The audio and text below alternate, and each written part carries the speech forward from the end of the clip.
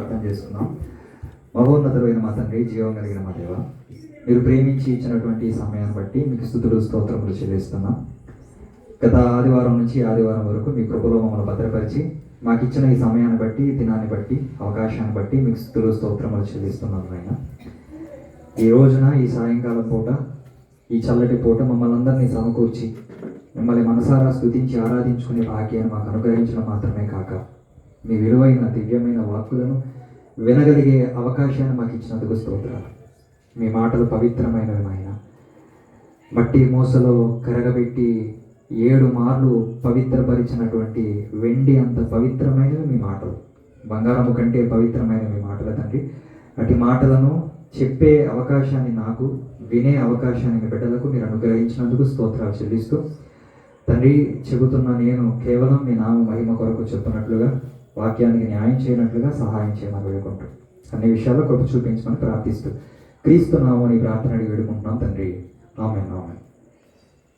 మంచిది. ప్రభునందు ప్రియులరా, దేవదేవుడు మనల్ని ప్రేమించి మనకి ఇచ్చినటువంటి అవకాశాన్ని బట్టి క్రీస్తు పేర తండ్రి అయిన దేవునికి కృతజ్ఞతాస్తుతి స్తోత్రములు చెల్లిస్తూ, అలాగే సంఘమంతటికి ప్రభునామమున శుభములు వందనములు తెలియజేస్తున్నాను. గత ఆదివారం లేవీల గురించి మనం నేర్చుకోవడం జరిగింది. గత ఆదివారం మాత్రమే కాదు, గత కొన్ని వారాల నుంచి మనం లేవీల గురించి మనం ధ్యానం చేస్తున్నాం. దానికంటే ముందుగా యాకోబు గారి యొక్క 12 మంది కుమారుల గురించి మన ధ్యానాన్ని మనం మొదలుపెట్టాం. పెద్ద కుమారుడు రూబేను, రూబేను నుంచి వచ్చిన వారు రూబేనీలు. రెండవ కుమారుడు షిమ్యోను, షిమ్యోను నుంచి వచ్చినటువంటి షిమ్యోనీలు. ఇక మూడవ కుమారుడు లేవి, ఆ లేవీలో నుంచి వచ్చినటువంటి లేవి కుటుంబం, లేవి గోత్రికులు. ఇలా లేవీల గురించి మనం ఒక్కొక్కటిగా నేర్చుకునే ప్రయత్నం మనం చేస్తున్నాం. ఆ క్రమంలో గత వారం మనం మరి లేవీల యొక్క పనులు, లేవీల యొక్క బాధ్యతలు ఏంటో మనం చూసాం. ఏంటి లేవీలకు ఇవ్వబడిన పనులు, ఏంటి లేవీలకు ఇవ్వబడిన బాధ్యతలు అంటే, మరి వాళ్ళు దేవుని మందిరంలో పరిచర్య చేయాలి, దేవుని సేవ చేయాలి. దేవుడు వారిని ఏర్పరచుకున్నాడు. ఎందుకు దేవుడు వారిని ఏర్పరచుకున్నాడు అని అంటే, దేవుడు వారిని పిలిచినప్పుడు, అంటే వారిని మాత్రమే కాదు, ఇశ్రాయేలీలందరినీ పిలిచినప్పుడు సినాయి అరణ్యం దగ్గర, సినాయి పర్వతం దగ్గర కేవలం లేవీలు మాత్రమే స్పందించి వచ్చారు. అందుకే తండ్రి వలన వారికి వచ్చిన శాపం ఏదైతే ఉందో దాన్ని ఆశీర్వాదంగా మార్చుకోగలిగారు. మన జీవితాలు ఎలా ఉన్నా సరే ఖచ్చితంగా ఆశీర్వదించబడతాయి, ఆశీర్వాదకరంగా మారతాయి అని చెప్పడంలో ఏ మాత్రం సందేహం లేదు. దానికి నిదర్శనం, దానికి ప్రత్యక్ష సాక్ష్యం లేవీయుడే. ఆ లేవి గోత్రంలో నుంచి 3 వంశాలు వచ్చాయి. 1 కహాతు, 2 గెర్షోను, 3 మెరారి. ఈ 3 వంశాలలో నుంచి ప్రజలు విస్తరించడం ప్రారంభించిన తర్వాత మరి దేవుడు తన పరిచర్యకు వీరిని ఏ విధంగా ఏర్పరుచుకున్నాడని మనం చూసినప్పుడు, కహాతీలు, మెరారీలు, గెర్షోనీలు మోసేవారిగా ఉండాలి. ఏం మోయాలి? దేవుని మందిరంలోని వస్తువులను, దేవుని ఉపకరణాలను, దేవునికి సంబంధించిన ఏవైతే ఉన్నాయో వాటన్నిటిని మోసే పని గెర్షోనీలు, మెరారీలు, కహాతీలు పంచుకున్నారనమాట. ప్రత్యేకించి కహాతీలు అనేవారు దేవుని మందిరములో లేదా పరిశుద్ధ స్థలములో, అతి పరిశుద్ధ స్థలములో ఉన్నటువంటి మరి వస్తువులను వారు మొయ్యాలి. గెర్షోనీలు మరి ప్రత్యక్షపు గుడారాన్ని, అంటే ఆ టెంట్ దానంతా మడత పెట్టి చుట్టి వాటిని మొయ్యాలి. తర్వాత బయట ఆవరణంలో ఉన్నటువంటి పలకలు కావచ్చు, స్తంభాలు కావచ్చు, తాళ్ళు కావచ్చు, ఇవన్నీ గెర్షోనీలు మొయ్యాలి. గెర్షోనీలు, మెరారీలు మోసేది వేరు, కహాతీలు మోసేది వేరు అనమాట. ఇవి ఎప్పుడు మనం మర్చిపోకూడదు, మనం బాగా గుర్తుపెట్టుకోవాలి. ఇకపోతే లేవీలు, యాజకులు ఒకరేనా అని అడిగినప్పుడు వారు ఒకరు కాదు. లేవీలు, యాజకులు ఏ విషయంలో ఒకరంటే, లేవీ గోత్రం నుంచి వచ్చారు కాబట్టి వాళ్ళు ఒకరు. అయితే లేవీలందరూ యాజకులు మాత్రం కాదు. ఎందుకు లేవీలందరూ యాజకులు కాదంటే, దేవుడు లేవీ గోత్రంలో అందరినీ కాదు, కహాతు వంశాన్ని ఎన్నుకున్నాడు. ఆ కహాతు వంశంలో మరి అహరోను గారిని ఏర్పరచుకున్నాడు. ఆ అహరోను గారిని ప్రధాన యాజకుడిగా నియమించుకున్నాడు. ఆ ప్రధాన యాజకుడు అహరోను నుంచి వచ్చిన వాళ్ళే యాజకులుగా స్థిరపడ్డారు. యాజక బాధ్యతలు, యాజక ధర్మాలు చేయవలసింది ఎవరు అంటే అహరోను వంశపు వారు అనమాట. కహాతీలందరూ కాదు. ఓకేనా? కహాతీలు ఎవరు కూడా మరి యాజక బాధ్యతలు చేయడానికి వీలు లేదు, దేవుని మందిరంలో పనులు చేయడానికి వీలు లేదు. దేవుని మందిరంలో బలులు అర్పించేది, ప్రార్థనలు చేసేది, మరి పరిచర్య చేసేది, ప్రజలకు ధర్మశాస్త్రం బోధించేది, ఇదంతా యాజకుల పనే. సో ఇది వారి పనులు, ఇవి వారి బాధ్యతలు. ఇంకా వారి పనుల గురించి, ఇంకా వారి బాధ్యతల గురించి మనకు పూర్తిగా తెలియాలంటే లేవియాకాండాన్ని చదవాలి. మీకు అర్థమవుతుంది కదండి? బైబిల్లో లేవియాకాండం ఉందా? ఎన్నో పుస్తకం కన్ఫామా? 3వ పుస్తకం. లేవీల పనుల గురించి, లేవీల యొక్క బాధ్యతల గురించి అచ్చంగా ఒక పుస్తకం ఇచ్చాడు దేవుడు, ఒక గ్రంథం ఇచ్చేశాడు. మీరేం చేయాలి, మీరేం చేయకూడదు, ప్రజలలో మీ పని ఏంటి, మందిరంలో మీ పనులేంటి, ఒక బలిని అర్పించేటప్పుడు ఎలా అర్పించాలి, ఇలా ప్రతి విషయాన్ని కూడా దేవుడు కూలంకుషంగా పసిపిల్లలకు కనుక చెప్తామే అలా దేవుడు విడమరిచి పోసగుచ్చి చెప్పినట్టుగా చెప్పాడు. అంత వివరంగా చెప్పాడు అన్నమాట. అగ్ని ఎలా మరి వెలిగించాలి, లేకపోతే అగ్ని ఎలా వేయాలి, లేకపోతే ఒక బలిని ఎలా అర్పించాలి, ఇవన్నిటి గురించి కూడా లేవియాకాండంలో మనకి స్పష్టంగా కనపడుతుంది. మరలా చెప్తున్నాను, లేవీలందరూ యాజకులు కారు. ఈ సెన్స్లో మనం ఉండాలి. యాజకులు అనగానే లేవీలు మనకు గుర్తుకు రాకూడదు, అంటే లేవీలు మాత్రమే గుర్తుకు రాకూడదు. అహరోను వంశానికి చెందిన వారు మాత్రమే. లేవీలందరికీ ఇవ్వబడిన పనులు వేరు, లేవీలలో సపరేట్ చేయబడిన యాజకులకు ఇవ్వబడినటువంటి పనులు వేరు. ఈ విషయం మనకు అర్థం కావాలి, ఈ వ్యత్యాసం మనకు తెలియాలి. లేవీలందరూ ఉన్న పనులు వేరు, లేవీలలో సపరేట్ చేయబడినటువంటి యాజకులకు ఇవ్వబడినటువంటి పనులు వేరు. లేవీలందరూ పనులు ఏంటంటే వాళ్ళు సహాయకులు. వాళ్ళు ఎవరు? సహాయకులు. ఎవరికి సహాయకులు? యాజకులకి సహాయకులు. ఇప్పుడు ఫర్ ఎగ్జాంపుల్ నేను ఉన్నానండి, ఇప్పుడు ఇక్కడ నేను వాక్యం బోధిస్తున్నాను, ఇక్కడ కుర్చీలు వేసింది వేరు, ఎవరో వేశారు, లైట్లు వేసింది ఎవరో, సౌండ్ సిస్టమ్ ఏర్పరిచింది ఎవరో, మరి వీటన్నిటి సిద్ధం చేసింది వేరే వాళ్ళు. మరి ఎవరైతే సిద్ధం చేశారో వాళ్ళందరూ ఎవరంటే సహాయకులు. ఇక్కడ నిలబడి బోధించే ఆ బోధకునికి సహాయకులు. ఇక్కడ బోధించేది ఎవరి పని అంటే యాజకుని పని. ఇక్కడ ప్రభు వల్ల కార్యక్రమం నడిపించేది ఎవరి పని అంటే యాజకుని పని, లేదా ప్రధాన యాజకుని పని. సో ఇవన్నీ ఆయన చేయాలి. అలాగని దేవుడు లేవీలను ఏర్పరచుకోలేదంటే లేవీలందరిని ఏర్పరచుకున్నాడు. ఆ లేవీని ఏర్పరచుకున్న తర్వాత ఆ లేవీలకి ఇవ్వబడినటువంటి పనులు, ఇవ్వబడిన బాధ్యతలు ఏంటంటే చాలా ఉన్నాయి. అది లేవియాకాండం చదివితే మనకు అర్థమవుతాయి. సింపుల్గా మీకు చెప్తాను. ఇప్పుడు బలులు ఎన్ని ఉన్నాయి? ఎన్ని రకాల బలులు ఉన్నాయి? బలులు ఎన్ని రకాలు ఉన్నాయి? బలులు ఎన్ని రకాలు ఉన్నాయి? ఏమండి, బలులు ఎన్ని రకాలు ఉన్నాయి? మనం అడుగుతున్నా, బలులు ఎన్ని రకాలు ఉన్నాయి? అర్థం కావట్లేదా? కన్ఫ్యూజింగ్ గా ఆలోచిస్తున్నారు. బలులు 5 రకాలు. ఎన్ని రకాలు? 5 రకాలు. ఆ 5 రకాల బలుల గురించి లేవియాకాండంలోని 1వ అధ్యాయం నుంచి 7వ అధ్యాయం వరకు మనకు అనిపిస్తుంది. 1వ అధ్యాయం నుంచి 7వ అధ్యాయం వరకు ఉన్నటువంటి బలులు ఏంటంటే ఆ 5 రకాల బలులు అన్నమాట. మొదటిది దహన బలి, రెండవది నైవేద్యం, మూడవది సమాధాన బలి, నాలుగవది పాప పరిహారార్థ బలి, 5వది అపరాధ పరిహారార్థ బలి. ఇవన్నీ కూడా లేవియాకాండం మొదటి 7 అధ్యాయాల్లో వివరించబడింది. అది చదివితే మనకు అర్థమవుతుంది అన్నమాట. ఇప్పుడు లేవియాకాండంలో ఎవరి గురించి రాయబడింది? అంతా కూడా లేవీల గురించే కదా, లేవీలు చేయవలసిన పనుల గురించే కదా, లేవీలకు ఇవ్వబడిన బాధ్యతల గురించే కదా. సో ఇప్పుడు లేవియాకాండం మనం చదవచ్చా, చదవకూడదా? ఇది మనకెందుకండి, అది లేవీల పని కదా, లేవీలకు సంబంధించింది కదా, మనం చదవాల్సిన అవసరం లేదు కదా అనుకోకూడదు. ఓకేనా? బికాస్ వీఆర్ ఆల్సో ప్రీస్ట్, అంటే యాజకులమా. దేవుడు మనల్ని రాజులైన యాజక సమూహంగా చేశాడు, పరిశుద్ధ జనంగా చేశాడు, దేవుని సొత్తైన ప్రజలుగా మనల్ని చేస్తున్నాడు అనమాట. సో మన పనులు ఏంటో, మన బాధ్యతలు ఏంటో కూడా ఇక్కడ మనకు అనిపిస్తాయి అన్నమాట. 7 అధ్యాయాల్లో 5 రకాల బలుల గురించినటువంటి వివరణ ఇవ్వబడింది. లేవియాకాండంలో మొత్తం ఎన్ని అధ్యాయాలు ఉంటాయి అంటే 27 అధ్యాయాలు ఉన్నాయి. ఉన్నాయా?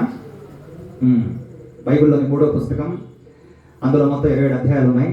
మొదటి 7 అధ్యాయాలు 5 రకాల బలుల గురించినటువంటి వివరణ. మనకి చదివితే అర్థం కాదు, కానీ అర్థం చేసుకోవడానికి ప్రయత్నించిన వాడు నిజంగా ధన్యుడే అండి. ఇందులో ఏముంది, అసలు ఈ అధ్యాయం అనుకున్నటువంటి అర్థం ఏంటి, పరమార్థం ఏంటి? నాకు అర్థం కాలేదు కదా అని విడిచిపెట్టేవాడు ఎప్పటికీ కూడా దేవుని ఆశీర్వాదానికి ధన్యకరమైన స్థితిలోకి వెళ్ళలేరు. నాకు అర్థం కాలేదు, నాకు ఎందుకు నేను విడిచిపెట్టేవాళ్ళు ఎప్పటికీ కూడా విజయాలు సాధించలేరు. అర్థం చేసుకోవడానికి ప్రయత్నం చేసేవాళ్ళే విజయాలు సాధిస్తారు, దేవుని ఆశీర్వాదాన్ని పాత్రులు అవుతారు. అంతే తప్ప నాకు అర్థం కాలేదు కదా అని విడిచిపెట్టేవాళ్ళు ఎప్పటికి కూడా మరి దేవుని దీవెనికి, దేవుని ఆశీర్వాదానికి పాత్రులు కారు. కష్టమైనా సరే ప్రయత్నించేవాళ్ళు, కష్టమైనా సరే భారమైనా సరే దాని కొరకు పాటుపడేవాళ్ళే ఖచ్చితంగా ప్రతిఫలం పొందుకుంటారనే విషయాన్ని మనం మర్చిపోకూడదు. ఆ తర్వాత 8, 9, 10 అధ్యాయాలు ఏముందంటే మరి యాజకుల యొక్క నియమాలు, యాజకుల్ని నియమించడం. ప్రధాన యాజకుడు అలాగే మరి ప్రధాన యాజకుని యొక్క కుమారుడైనటువంటి నలుగురు, నాదాబు, అబీహు, ఎలియాజరు, ఈతామారు, అహరోను గారి కుమారులను యాజకులుగా మరి ప్రతిష్ఠించడం, నియమించడం, వారికి వస్త్రాలు వేయడం, ఇవన్నీ కూడా 8, 9, 10 అధ్యాయాలు మనకు అనిపిస్తూ ఉంటుంది అన్నమాట. ఒకసారి 8వ అధ్యాయం చూద్దాం. నేను ఒక విషయం చెప్తాను ఇక్కడ ఈ సందర్భంగా. మరి సార్ చూద్దాం. లేవియాకాండం 8వ అధ్యాయం దయచేసి చూడండి.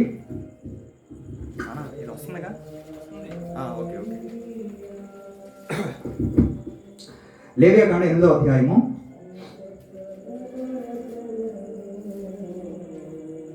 5వ వచనం చదువుకుందాం ఒకసారి. మనకు అవసరమైన విషయాలు మాత్రం చూద్దాము. లేవియాకాండం 8వ అధ్యాయం 5వ వచనం నుంచి, మోషే సమాజంతో చేయవాలని యెహోవా ఆజ్ఞాపించిన కార్యం ఇదే. 6వ వచనం, అప్పుడు మోషే అహరోనును అతని కుమారుని దగ్గరికి తీసుకుని వచ్చి నీడతో వారికి స్నానం చేయించను. మోషే గారు ఎవరిని తీసుకున్నాడు? అహరోను గారిని తీసుకున్నాడు. అహరోను గారి కుమారుని తీసుకున్నాడు, తీసుకొచ్చి వారికి ఏం చేయించాడు? స్నానం చేయించాడు. 7వ వచనం, ఎందుకు? వివాహానికి సిద్ధపరుస్తున్నాడా? ఏమా వివాహం చేయడానికి సిద్ధపరుస్తున్నాడా? కాదు కాదు, వివాహం కంటే పోస్ట్ అది శ్రేష్టమైంది దేవుని సేవ. ఫస్ట్ శరీర శుద్ధి అనేది ఉండాలి. ఆత్మశుద్ధి అంతకంటే ప్రాముఖ్యమైంది, అయితే శరీర శుద్ధి కూడా ముఖ్యమైనదే. చాలా మంది ఎలా ఆలోచిస్తున్నారంటే దేవుడు పై రూపాన్ని చూస్తాడు తప్ప, దేవుడు హృదయాన్ని చూస్తాడు తప్ప పై రూపాన్ని చూసేవాడు కాదు అని చాలా మంది తలస్నానం చేయడానికి కూడా ఇష్టపడరు దేవుని మందిరానికి వచ్చేటప్పుడు. ఎందుకు నువ్వు ప్రార్థనకు వచ్చావు, దేనికి వచ్చావు? స్నానం చేయి, ఈరోజు ప్రార్థనకి వెళ్తున్నావు కదా అని అంటే, దేవుడు పై రూపాన్ని చూసేవాడు కాదు, నా హృదయం ఏంటి దేవుడు బాగా తెలుసు. ఇదొక వాక్యం చెప్తారండి. రెడీ అవ్వడానికి బద్ధకరత్న బిరుదాంకితులు. భారతరత్నం ఉంది, పద్మవిభూషణ్ ఉంది, పద్మశ్రీ ఉంది, బద్ధకరత్నం లేదు. ప్రభుత్వం బద్ధకరత్న అనే ఒక బిరుదును కూడా ఏర్పాటు చేసి ఎవరో సోమవారం ఎవరో బద్ధకస్తులు ఎవరో అని గుర్తించి వారికి ఒక బిరుదు ఇస్తే మంచిది. కాకపోతే మన పనులు మనం చేసుకోవడానికి కూడా బద్ధకమేనండి. మన హైందవ సోదరులు ఉన్నారు, గుడికి వెళ్తున్నప్పుడు వాడు చక్కగా పొద్దున్నే లేచి తలస్నానం చేసి మౌనవ్రతం పాటించే విషయంలో కావచ్చు, ఉపవాసం ఆచరించే విషయంలో కావచ్చు, నిజంగా వారు తీసుకునే శ్రద్ధ. ఇస్లాం సోదరులు కూడా, ఇస్లాం మతానికి చెందిన సోదరులు కూడా, వాళ్ళు ఆచరించే నియమాలు చాలా నిష్ఠగా చాలా బాగుంటాయి.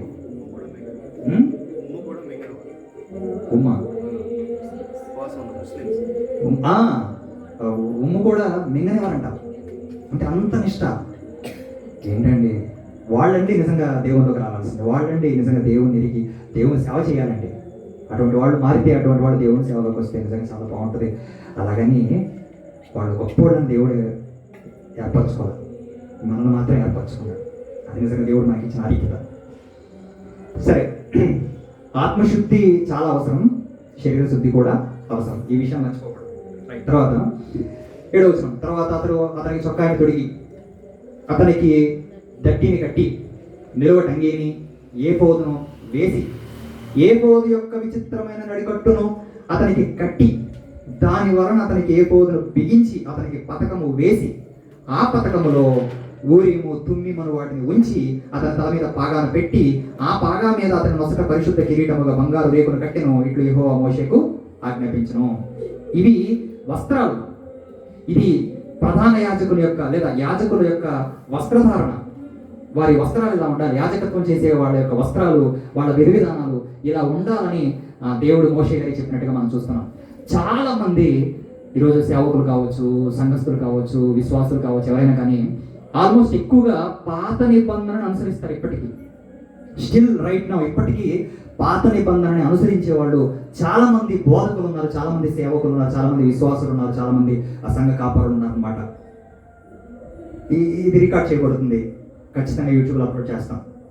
ఒకవేళ నా మిత్రులు, నా ఆత్మీయులు, నా అన్నదమ్ములు, మరి ఆయా సంస్థల్లో ఉండి సేవకులు చాలామంది అవుతున్నటువంటి వాళ్ళు ఎవరైతే ఉన్నారో దయచేసి వాళ్ళు బాధపడినా నేను చేసేది ఏం లేదు. I'm really sorry. ఇప్పుడు ఇక్కడ వస్త్రాలు ఉన్నాయి కదా, ఈ వస్త్రాలు దేవుడు ఎవరికి ఇచ్చాడు? సమాధానం కరెక్ట్గా చెప్పాలి. దేవుడు ఈ వస్త్రాలు ఎవరికి ఇచ్చాడు? ఈ అంగి, ఈ పాగ, ఈ కిరీటము, ఈ ఊరిము, తుమ్మిము, ఈ ఏపోదు, ఇదంతా దేవుడు ఎవరికి ఇచ్చాడు? అంటే ఎవరు వాళ్ళు? యాజకులకు ఇచ్చాడు. లేవీలందరికి ఇవ్వాల, యాజకులకు మాత్రమే ఇచ్చాడు. ఈ యాజకులు ఎవరు అని అంటే అహరోను వంశానికి చెందినవారు. ఈ యాజకులు ఎవరు అని అంటే లేవి గోత్రం నుంచి వచ్చిన వాళ్ళు. ఈ యాజకులు ఎవరు అని అంటే లేవి గోత్రంలో ఒక కహాతు అనే ఒక వంశానికి చెందినవారు, అందులో అహరోను కుటుంబానికి చెందినవారు వీళ్ళు. ఈ యాజకులు ఎవరు అని అంటే ఇశ్రాయేలుకి చెందిన వాళ్ళు. ఓవరాల్గా వీళ్ళందరూ కలిపి ఇశ్రాయేలీలు. ఇప్పుడు చాలామంది ఇవే అంగి, తాడు, నడికట్టుగా ఉపయోగించుకోవడం మనం చూస్తున్నాం. ఆయా సంస్థల్లో, ఆర్సీఎంలో కావచ్చు, లోదనంలో కావచ్చు, ఇతరత్ర సంస్థల్లో కావచ్చు, చాలామంది సేవకులు, చాలామంది సంస్థల్లో ఈ విధానాలు ఫాలో అవుతున్నారు. దేవుడు ఇవి చెప్పాడా? మనకి సేవకులు అంటే ఈ బట్టలు వేసుకోవాలని చెప్పాడా? వేసుకోవాల్సిన దాన్ని వేసుకోకూడని వాటిని వేసుకుంటున్నారు. అంటే వేసుకోవాల్సిన అవసరం లేదు, వేసుకోవాల్సిన అవసరం లేకపోయినా కూడా వాటిని వేసేసుకుంటున్నారు. దేవుడు వేటి వేసుకోమన్నాడు? అందరినీ కలిగి ఉన్న మన వస్త్రాలు కొన్ని ఉన్నాయి, అవి చెప్పాడు. అవేంటి? ఒకసారి ఆ మాట చూసుకుని వద్దాం. కొలస్సీ పత్రిక 3వ అధ్యాయం దయచేసి చూడండి. కొలస్సీ పత్రిక 3వ అధ్యాయము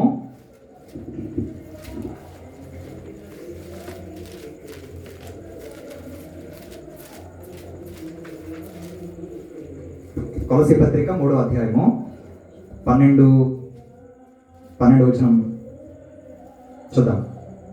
12, 13, 14 ఏమని రాయబడింది? కొలస్సీ 3:12 నుంచి, కాగా దేవుని చేత ఏర్పరచబడిన వారును పరిశుద్ధులను ప్రియులైన వారికి తగినట్లు మీరు ఎవరు? మీరంటే సేవకులా, కాపరులా? మనందరం క్రీస్తు రక్తంలో కడుగుబడిన వారందరూ పరిశుద్ధులు, ప్రియులు, దేవుని బిడ్డలు. మీరు జాలిగల మనస్సును, పాయింట్ నెంబర్ 1 జాలిగల మనస్సును, 2వది దయాళుత్వము, 3వది వినయము, 4వది సాత్వికము, 5వది దీర్ఘశాంతము ధరించుకోండి. 11వ వచనం, ఎవడైనా తనకు హాని చేసిన ఒకడు అనుకునేదా ఒకరినొకడు సహించు, ఒకరినొకడు క్షమించుడి, ప్రభువు మిమ్మల్ని క్షమించినలాగా మీరు క్షమించండి. 14వ వచనం, వీటన్నిటిని పైన పరిపూర్ణతకు అనుబంధమైన ప్రేమను ధరించుకోండి. ధరించుకోండి అనే పదం దేన్ని సూచిస్తుంది? ధరించుకోండి అంటే అది వస్త్రానికి సంబంధించిన పదం. అది ధరించుకోండి. వీటిని వస్త్రాలుగా ధరించుకోమని దేవుడు తన వాక్యం ద్వారా కొత్త నిబంధనలో ఉన్న వారికి చెప్తుంటే, మన వాళ్ళు చాలామంది కూడా అంగి ధరిస్తున్నారు, మరి నడికట్టు కట్టుకుంటున్నారు. కొన్ని విషయాల్లో అంటే పాత నిబంధన అనుసరిస్తున్నట్టుగా మనం చూడగలం. అవి వేసుకోపో. అయితే కొన్ని సంస్థలకి కొన్ని రూల్స్ ఉన్నాయి, అందులో ఉన్నవారు ఖచ్చితంగా వాటిని పాటించాల్సిందే, తప్పదు, మనం చేయగలిగింది ఏమీ లేదు. అయితే ఏది ఏమైనా సరే ఈ వస్త్రాలు వేసుకోవాలంటే, బాగా వేసుకోవాలంటే, ఏకో ధరించాలంటే, అంగి వేయాలంటే, నడికట్టు కట్టుకోవాలంటే, ఊరిము, తుమ్మిము వాటిని మరి పథకంగా ఏర్పరచుకోవాలంటే ఖచ్చితంగా నువ్వు ఏమై ఉండాలి? ఎవరై ఉండాలి? నువ్వు యాజకుడు అయి ఉండాలి. అహరోను వంశానికి చెందినవాడవై ఉండాలి. అహరోను కుటుంబానికి చెందినవాడవై ఉండాలి.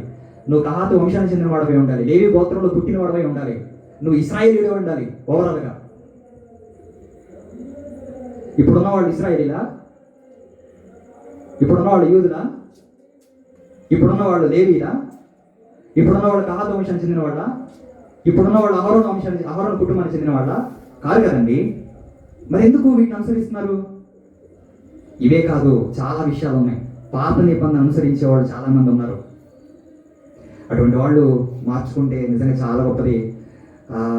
నిజంగా మార్చుకున్న వారే దేవుని ఆశీర్వాదాన్ని పాత్రులు అవుతారు. సరి చేసుకున్న వాళ్ళే నిజంగా దేవుడు వారిని ఆశీర్వాదకరంగా, దీవెనకరంగా నిలబడతాడంటే. మార్చుకోకుండా, జీవితాలు మార్చుకోకుండా, స్థితిగతులు మార్చుకోకుండా ఇలానే ఉంటే ప్రయోజనం అంటే ఏమీ లేదు. తెల్ల వస్త్రాలు వేసుకోండి, వేసుకోకపోండి, కాకపోతే మరి ప్రసంగ గ్రంథంలో తెల్ల బట్టలు ధరించమని చెప్తుంది కాబట్టి తెల్ల బట్టలు ధరించడం వల్ల చాలా పాజిటివ్ విషయాలు ఉన్నాయన్నమాట. మంచి విషయాలు ఉన్నాయి. ప్రతిరోజు తెల్ల వస్త్రాలు ధరిస్తే ప్రయోజనం ఏంటంటే ఎండ తాకిడి మనకు తగలదు, ఎప్పుడు గ్లోయింగ్గా షైనింగ్గా ఉంటాము. మంచిది, ఒక పవిత్రతకు సూచన. తెల్ల బట్టలు ఎలాగైతే మన ఆ తెల్ల బట్టలు కాపాడుకుంటామో మన హృదయాన్ని కూడా మనం కాపాడుకోవాల్సినటువంటి ఆవశ్యకత ఎంతైనా ఉంది. సో లేవీలకు ఇవ్వబడినటువంటి లేదా యాజకులకు ఇవ్వబడినటువంటి వస్త్రాలు మనం చూస్తున్నాం. దేవుడు వారికి ఇచ్చినటువంటి వస్త్రాలు అవి ఎవరు పడితే వాళ్ళు వేసుకోకూడదు. పాత నిబంధన ప్రస్తుతం అనుసరించారనుకోండి, వాళ్ళే శిక్ష తెచ్చుకున్న వాళ్ళు అవుతారు, గుర్తుపెట్టుకోండి. ఎందుకంటే దేవుడు మనకు ఒక నిబంధనను ఏర్పరిచాడు. అది ఆ గొర్రె మేకల రక్తంతో ఏర్పరిచిన నిబంధన కాదు, అమూల్యమైన క్రీస్తు రక్తం చేత ఏర్పరిచినటువంటి నిబంధన. అలాంటి నిబంధనకు మనం ఎంచబట్టాం, అలాంటి నిబంధనకు పాత్రులుగా ఉన్నాం. సో మనం కొత్త నిబంధన ఖచ్చితంగా మనం పాటించాలి. ఓకేనా? కనుక ఇక్కడ 8వ అధ్యాయంలో మనం చూస్తున్న వాడికి ఇవ్వబడిన వస్త్రాల గురించి. తర్వాత 9, 10 అధ్యాయాలు కూడా వాళ్ళ గురించినటువంటి నియమాలు కనిపిస్తే లేవియాకాండం 10వ అధ్యాయం ఒకసారి చూడండి. 10వ అధ్యాయం మొదటి వచనం నుంచి లేవియాకాండం వచ్చేసేయండి. లేవియాకాండం 10వ అధ్యాయం మొదటి వచనం నుంచి అహరోను కుమారులైన నాదాబు, అబీహులు తమ తమ ధూపాత్రను తీసుకొని వాటిలో నిప్పులుంచి వాటి మీద ధూపద్రవ్యం వేసి యెహోవా తమకు ఆజ్ఞాపింపని వేరొక అగ్నిని ఆయన సన్నిధికి తేగా యెహోవా సన్నిధి నుండి అగ్ని బయలుదేరి వారిని కాల్చివేసిన వారు యెహోవా సన్నిధిని మృతి పొందిరి. నిజంగా ఆనాడున్న దేవుడు, ఆనాడున్న క్రమశిక్షణ కలిగినటువంటి దేవుడు నిజంగా ఈ రోజు కూడా ఉంటే ఈరోజు మనం ఎప్పుడూ చచ్చిపోయేవాళ్ళం అండి. నేను ఎప్పుడు పోయామండి, ఫస్ట్ టైం పోయామండి, అందరం పోతాం. ఎప్పుడో సేవలోకి వచ్చిన మొదటి రోజే పోయామండి. ఈరోజు సేవ అంటే చాలామందికి చాలా ఈజీ అయిపోయింది, చాలా తప్పు. ఓకే, సరే, మీరు ఎవరు సేవకులు కాదు కాబట్టి మీతో నేను ఈ విషయాలు పంచుకోను. సేవకుల సదస్సులో అవకాశం ఉంటే ఇవన్నీ పంచుకోవచ్చు. దేవుడు తన ప్రధాన యాజకుడైనటువంటి అహరోను గారి కుమారులు ఇద్దరు తప్పు చేశారు. వేరొక అగ్నిని తీసుకొచ్చారు అంతే. వేరొక అగ్ని అంటే దేవుడు చెప్పనిది, ఆయన చెప్పంది చేస్తే ఆయన కోపం అండి, అంతే. దేవుని స్వభావం అది, దేవుని లక్షణం అది. ఆయన చెప్పంది చేస్తే కోపం వచ్చేస్తానికి, ఆయన చెప్పింది చేస్తే మెచ్చుకుంటాడు. ఆయన మనం కూడా అంతే. మన పిల్లలకి మనం చెప్పామనుకోండి, వాడు చేశారనుకోండి, ఎన్ని ముద్దులు పెడతామో పిల్లల బొగ్గల మీద, ఎంత మెచ్చుకుంటామో. నా కొండే, నా బంగారమే, అమ్మో ఎంత చాకరీ చేశాడో అమ్మ నేను వస్తాను కానీ నా పిల్లోడు. చిన్న చిన్నవి చేసినా సరే మనకు అవి పెద్ద పెద్ద ఆనందాన్ని తీసుకొస్తాయి అన్నమాట. జస్ట్ మమ్మీ ఇదిగో ఈ ప్లేట్ నేను కడిగాను మమ్మీ అనగానే వాళ్ళకి ఎంతో ఆనందం, అబ్బో ఎంతో సంతోషం, అంట్లన్నీ కడిగినంత ఫీల్ అయిపోతారు. దరిద్రం ఏంటంటే మన పిల్లలు మన ఇంట్లో పని చేయరండి, దౌర్భాగ్యం ఇది. మన ఇంట్లో తప్ప అందరిలో పనులు చేస్తారు, ఇది ఇంకో దౌర్భాగ్యం, ఇది ఇంకొక దరిద్రం. మన పిల్లలు మనకు చేయాలి కానీ బయట కూడా చేయడం ఏంటండి. తల్లిదండ్రులు అంటారు, మీ అబ్బాయి చాలా మంచివాడండి, అసలు పనులన్నీ చేశాడండి, మీ అమ్మాయి చాలా మంచిదండి, అసలు ఒక్క పనిలో ముట్టుకొని వెళ్ళాలంటే వాళ్ళు ఏమనుకుంటారంటే లోపల ఇంట్లో ఒక్క పని చేయడు, పొల్ల తీసి పొల్ల పెట్టాడు. అన్నం తిని అదే ప్లేట్లో అక్కడే నీళ్ళు కడిగేసి వెళ్ళిపోతారు. ఇక ఎవరు తీస్తారు? ఉందిగా ఒక పని మనిషి, అమ్మ. చాలా తప్పు చేస్తున్నారు, చాలా తప్పు. దేవుడు చెప్పంది చేస్తే దేవునికి విపరీతమైన కోపం వచ్చేస్తుంది. సో అందులో వీళ్ళు ఇశ్రాయేలు కాదు, యాజకులు, ఆయన సేవకులు చాలా జాగ్రత్తగా ఉన్నారు. ఒళ్ళు దగ్గర పెట్టుకొని ఆయన సేవ చేయాలి. ఓకేనా? సేవను ఆయన చెప్పిన రీతిలో చేయాలి, ఆయన చెప్పని రీతిలో మనం చేయకూడదు. ఆయన చెప్పని రీతిలో మనం చేస్తే అది సేవ కాదు, మనం సేవకులం కూడా కాదు. ఆయన చెప్పిన రీతిలో మనం సేవ చేస్తే మనం సేవకులం అవుతాం, అది దేవుని సేవ అవుతుంది. ఓకేనా? సో దేవుడు ప్రధాన యాజకుడు అహరోను గారి కుమారుడు ఏం చేశాడు? చంపి పడేశాడు. యవనస్తులు తప్పు చేశారు. ఒకసారి అడుగుండాల్సింది, ఒకసారి నాన్న అడుగుండాల్సింది, నాన్న మరి అగ్ని లేదు తీసుకొని రమ్మంటావా అని అడుగుంటే ఆయన ఏం చెప్పేవాడు? మరి ఏ ఆలోచనతో వాళ్ళు చేశారో మొత్తానికి దేవుని శిక్షకు గురైపోయారు, చచ్చిపోయారండి. దేవుని మందిరంలో చచ్చిపోయారు. కానీ దేవుడు ఇక్కడ కండిషన్ పెట్టాడండి. యాజకుడికి ఏం కండిషన్ పెట్టాడు తెలుసా? చూడండి 6వ వచనం. ఆరోచన అప్పుడు మోషే అహరోను, ఇదే 10వ ఆరోచన. అప్పుడు మోషే అహరోను అతని కుమారుడు ఎలియాజరు ఈతామారును వారితో చెప్పిన మాట ఏమని మోషే గారు చెప్పాడు. దేవుడు మోషే గారు చెప్పిన మాట, మీరు చావకుండానట్లు యెహోవా ఈ సర్వ సమాజం మీద ఆగ్రహ పడకుండానట్లు మీరు తల విరియబోసుకొనకూడదు, బట్టలను చింపుకోకూడదు, కానీ యెహోవా వారిని కాల్చినందుకు మీ సహోదరులైన ఇశ్రాయేలు ఇంటి వారందరూ ఏడవచ్చు. అంటే దాని అర్థం ఏంటంటే మీరు వాళ్ళ కోసం మీరు బాధపడకూడదు, ఎందుకంటే వాడు దేవుని శిక్షకు పాత్రుడే, చచ్చిపోయేవాడు. వాళ్ళ కోసం మీరు ఏడవకూడదు, వాళ్ళ కోసం మీరు తల విరబోసుకోకూడదు. అయ్యో నా బిడ్డ చచ్చిపోయారే అని తండ్రిగా నువ్వు ఏడవకూడదు. ఏడిస్తే నువ్వు చచ్చిపోతావు, నువ్వు చచ్చిపోతావు. యాజకుడికి ఇచ్చిన స్ట్రిక్ట్ రూల్స్ అండి. ఇలా ఉండాలి యాజకులు. ఇలా ఉంటున్నారా అంటే ఇప్పుడు ప్రస్తుతంగా పాత నిబంధన అనుసరించే సేవకులుగా పిలబడుతున్నారు ఉన్నారు కదా, వాళ్ళు ఇలాంటి పాటిస్తున్నారా? లేరు. మధ్యకాలంలో గుంటూరులోనో చేపురులోనో యూదులు ఉన్నారని చెప్తున్నారు. వాళ్ళు యూదులు కాదు. యూదులు అంటే ఏంటండి? వాళ్ళ హైటు, వాళ్ళ ఎత్తు, వాళ్ళ రంగు, వాళ్ళ రూపం, వాళ్ళ చక్కదనం. అసలు యూదులు అంటే ఏంటి? వాళ్ళు ఎలా ఉంటారో తెలుసా? మేము యూదులు అంటున్నారు వాళ్ళు. మా పూర్వీకులు వచ్చి ఇక్కడ ఉన్నారన్నారు. వాళ్ళు ఏది వాళ్ళ పూర్వీకులు వచ్చి ఇక్కడ ఉంటే వాళ్ళు యూదులు అంటారు. వీళ్ళు TV9 వాళ్ళు, ఈ TV5 వాళ్ళు, లేకపోతే ఆ BBC వాళ్ళు. కనీసం ఆలోచన లేదు. యూదులు ఎట్లా అవుతారు? వాళ్ళు కథనాలు రూపొందించి TV9లో, TV5లో, లేకపోతే BBCలో ప్రసారం చేయడం. International news channel BBC. నేను బాగా ఫాలో అవుతాను దాన్ని. నేను ఫాలో అయ్యేది BBC ఛానల్ని. అలాంటి ఇంటర్నేషనల్ ఛానల్ అయినటువంటి BBCలో కూడా యూదులు ఇక్కడ ఉన్నారంట అని వాళ్ళు కథనం చేయడం నాకు చాలా బాగా అనిపించింది. అసలు వీళ్ళు ఏంటి? వీళ్ళు ఏ ఆలోచనలో ఉన్నారు? వాళ్ళు యూదులు ఎట్ అవుతారు? ప్రభునందు ప్రియులారా, యూదులు కారోళ్ళు. యూదుల విధానాలను అవలంబిస్తున్నారంతే, యూదుల సిద్ధాంతాలను పాటిస్తున్నారంతే. కొంతమంది పాత నిబంధన అచ్చంగా ఫాలో అయ్యే వాళ్ళు ఉంటారు. వాళ్ళు కొన్ని మాత్రమే పాటిస్తారు, అంటే పండుగలు మాత్రమే పాటిస్తారు. మళ్ళీ బలులు అర్పించరు. చిత్ర విచిత్రం ఇది. బరులు అర్పించే పని చేయరు. మేకలు, గొర్రెలు బరులు అర్పించే కార్యక్రమం చేయరు. కేవలం పండుగలు, శృంగత్వని పండుగలు, పర్ణశాలల పండుగలు, లేకపోతే ఇంకా పస్కా పండుగలని ఇట్లా ఏర్పరచుకుంటారు. ఇట్లా వాళ్ళ సంఘాల్లో వాళ్ళు అనుసరిస్తారు, జరిగిస్తారు. కానీ మరి బరులు ఉన్నాయి కదండి, మరి ఇవి చేయరేంటనంటే అవి మేము చేయమని అంటారు. దానికి ఏ వివరణ ఇస్తారు? యాజకుల విధానాలు చూడండి ఎలా ఉన్నాయో. చూస్తున్నారు కదా. 11వ అధ్యాయంలో వచ్చేసరికి దేవుడు 11వ అధ్యాయం ఏం చెప్పాడంటే ఏవి తినాలో ఏవి తినకూడదు కొన్ని నియమాలు, ఆహార నియమాలు ఇచ్చాడు అనమాట. ఆహార నియమాలు ఇచ్చాడు ఎవరికి? ఇశ్రాయేలీయులకి. అంటే యాజకుల పనులు ఏంటంటే మీరు ఏమి తినాలో ఏవి తినకూడదో యాజకులు చెప్పాలి. మీరు తినకూడదు, ఇవి తినాలి అని దేవుడు ప్రత్యేకంగా మరి యాజకులకి చెప్పడం జరిగిందనమాట. ఇశ్రాయేలీయులకి మీరు చెప్పండి ఇవన్నీ కూడా దేవుడు ఏర్పరిచాడు. ఇవన్నీ ఎవరు తింటున్నారు అంటే చైనా దేశంలో ఉన్న వాళ్ళు తింటున్నారు. ఈ 11 అధ్యాయాలు ఉన్నవన్నీ కూడా చైనా దేశంలో ఉన్న వాళ్ళు తింటున్నారు బాగా. అందుకే విపరీతమైన రోగాలు, విపరీతమైన జబ్బులు వచ్చేసాయి. బ్యాట్ సూప్ అంటండి, చాలా అద్భుతంగా ఉంటుందంట. చైనాలో ఫేమస్ అంట బ్యాట్ సూప్, గబ్బిడం సూపు. ఇప్పుడు గబ్బిడం తిరుగుతూ ఉంటుంది కదా ఇక్కడ, సూపర్గా ఉంటుందంట గబ్బిడం సూపు. చికెన్ అంటే ఇష్టమే మీ అందరికీ? సారీ, మనందరికీ ఇష్టమే కదా. చికెన్ సూప్ అంటే ఇష్టమేనా? అక్కడ బ్యాట్ సూప్ అంత ఇష్టం. కప్పలు, మరి తేళ్ళు, కుక్కల పండుగ జరుగుతుంది అక్కడ. డాగ్ ఫెస్టివల్ అంటారు.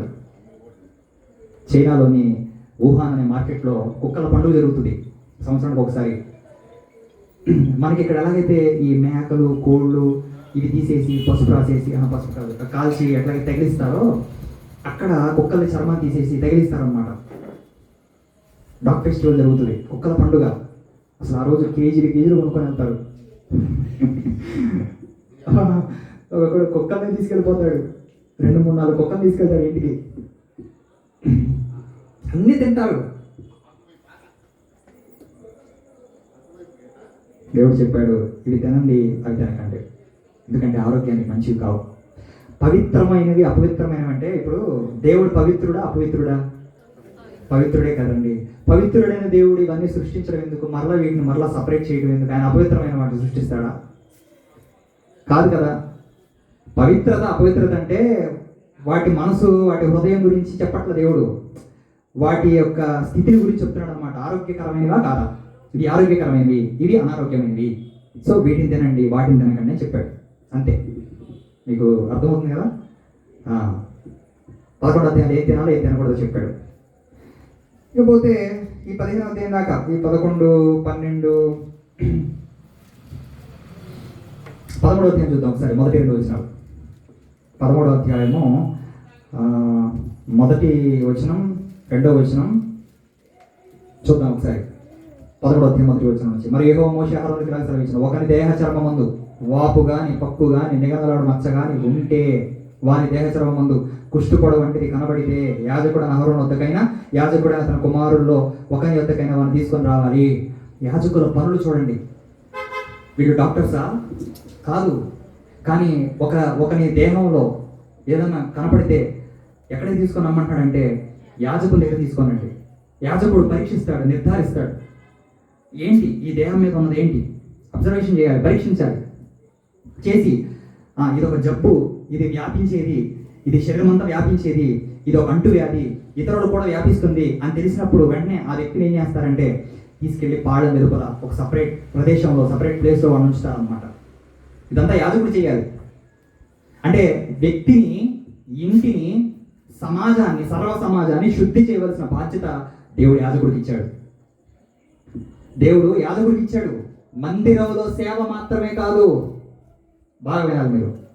మందిరంలో సేవ మాత్రమే కాదు, మందిరంలో ఉపకరణాలను శుభ్రం చేయటం మాత్రమే కాదు, బలులు అర్పించడం మాత్రమే కాదు, ప్రార్థనలు చేయటం మాత్రమే కాదు, ధూపం అర్పించడం మాత్రమే కాదు, సమాజ బాధ్యత కూడా కలిగి ఉండాలి. సమాజంలో ఉన్న మలినాన్ని, సమాజంలో ఉన్న చెడును నిర్మూలించే బాధ్యత దేవుడు యాజకుడికి ఇచ్చాడు. వీళ్ళే మున్సిపాలిటీ చెందిన వాళ్ళు, వీళ్ళే ప్రభుత్వానికి చెందిన వాళ్ళు, గవర్నమెంట్కి చెందిన వాళ్ళు, వీళ్ళే వైద్య వృత్తికి చెందిన వాళ్ళు. దేవుడు అన్ని రంగాల్లో కూడా దేవుడు వీరిని నియమించాడు. ప్రారంభంలో ఒకరికి జబ్బు వస్తే డాక్టర్ దగ్గర తీసుకెళ్ళాలని చెప్పట్ల దేవుడు, ముందు యాజకుడి దగ్గర తీసుకెళ్ళాలండి. ఆ యాజకుడు చూసి అది ఏంటో చెప్తాడు, ఐడెంటిఫై చేస్తాడు. సమాజంలో ఉంచాలా, సమాజాన్ని దూరంగా ఉంచాలని యాజకుడు నిర్ధారిస్తాడు. ఒకవేళ ఆ యాజకుడు అతన్ని చేర్చుకోవాలన్నా సరే, ఆ యాజకుడు బయట ఉన్న వ్యక్తిని మరలా పరిశీలించి, ఓకే నువ్వు రావచ్చు, సమాజంలో ఉండొచ్చు, యథేచ్ఛగా తిరగవచ్చు అని చెప్పి దేవుడు యాజకుల ద్వారాగా నియమిస్తాడనమాట, లేదా ఈ పనులన్నీ జరిగిస్తాడనమాట. యాజకులకున్న పనులు చూడండి, లేవి యాజకులకున్న బాధ్యతలు చూడండి. 14వ అధ్యాయం మొదటి వచనం. మరి యెహోవా మోషేకి ఇలా సెలవిచ్చెను, కుష్ఠరోగి పవిత్రుడని నిర్ణయించిన దినమున వాని గూర్చిన విధి ఏంటంటే యాజకుని యొద్దకు వాడిని తీసుకొని రావాలి.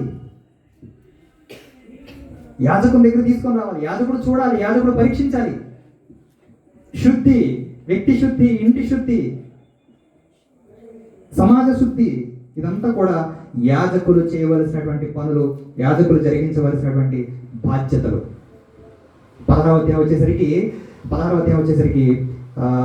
సంవత్సరానికి ఒకసారి జరుగుతుంది పండుగ. ఇదే ప్రాయశ్చిత్తార్థ పండుగ.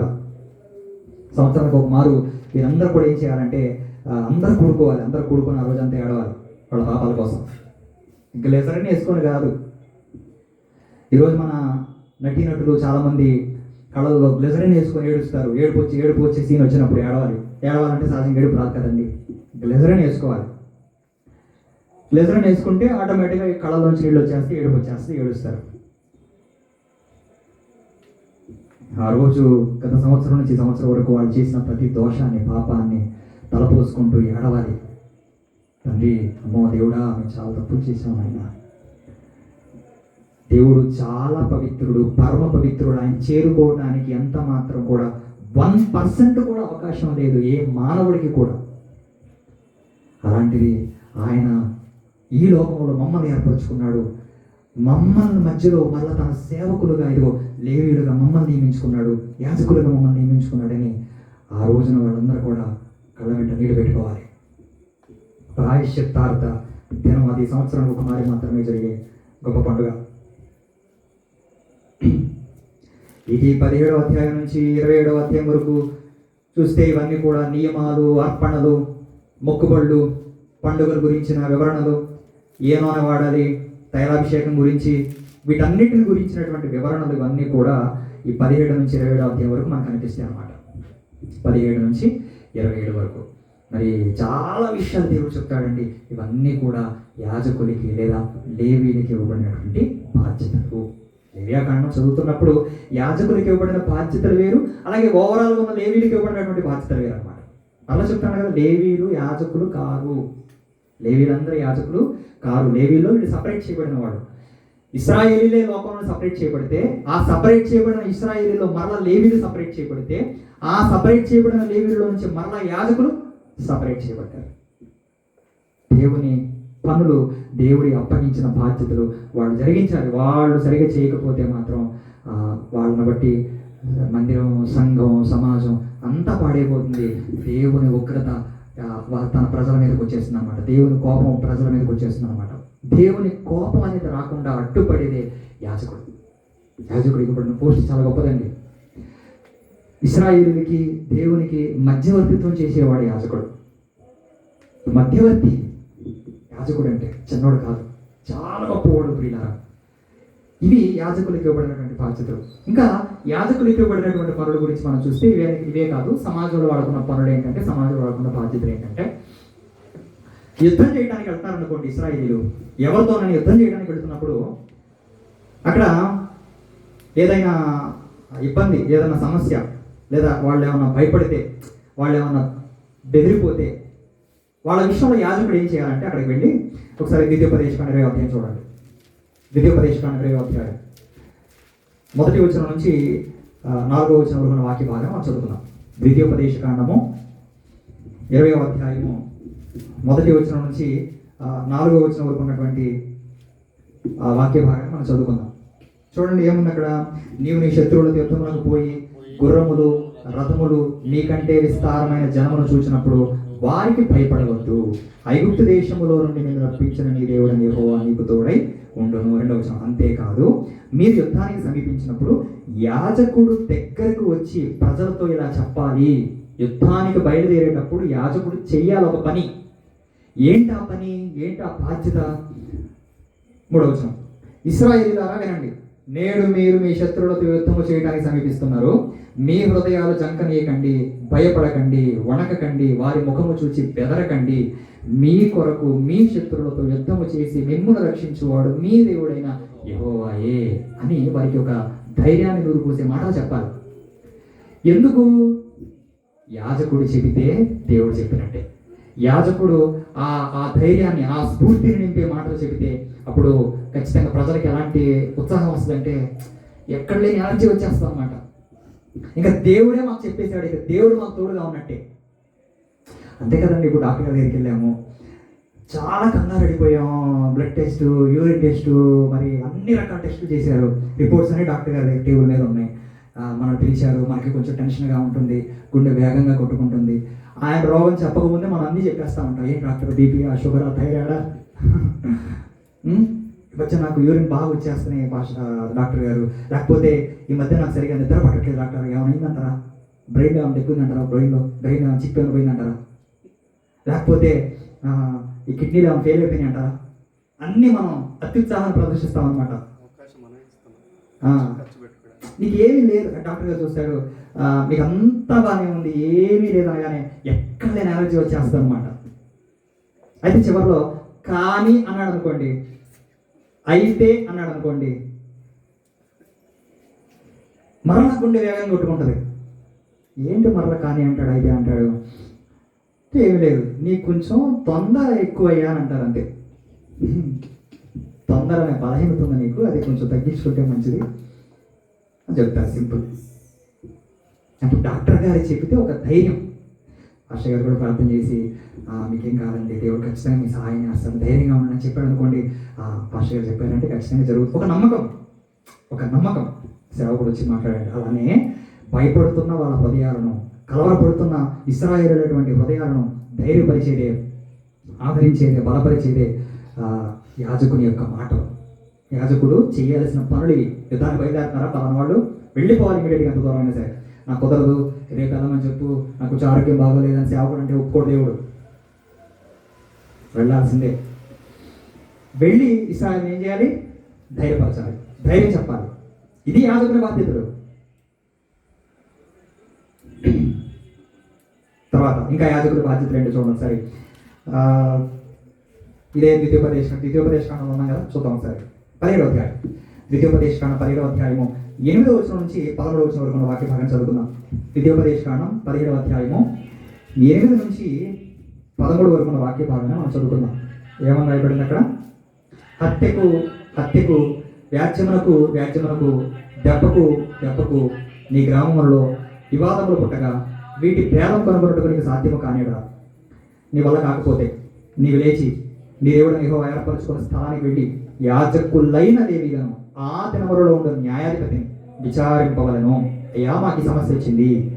ఎవరి దగ్గర వెళ్ళమని, జడ్జి గారి దగ్గరికి వెళ్ళమని చెప్పట్ల, కోర్టుకి వెళ్ళమని చెప్పట్ల, స్టేషన్కి వెళ్ళమని చెప్పట్ల. వాళ్ళే పోలీసులు, వాళ్ళే జడ్జిలు, వాళ్ళే రాజులు, వాళ్ళే పరిపాలకులు. దేవుడు లేవీయులకు లేదా యాజకుడికి ఇచ్చినటువంటి ఆ పోస్ట్ చూడండి, ఆ పొజిషన్ చూడండి, దాన్ని అంతా వాళ్ళు పోగొట్టుకున్నారండి. తర్వాత కాలంలో ప్రారంభంలో దేవుడు వారికి ఇచ్చిన ఆ పదవులు చూడండి, ఆ హోదా చూడండి, ఆ స్థాయి చూడండి. ఎంత గొప్ప విషయం అండి. నీవు లేచిన దేవుడు నీవు ఏర్పరచుకున్న స్థలానికి వెళ్ళి యాజకుడు లేవీయులను ఆ దినములో ఉన్న న్యాయాధిపతిని విచారించవలను. వారు దానికి తగిన తీర్పు నీకు తెలియజెప్పుదురు. తీర్పు తీర్చేవాడు, తీర్పరుడు వాడు.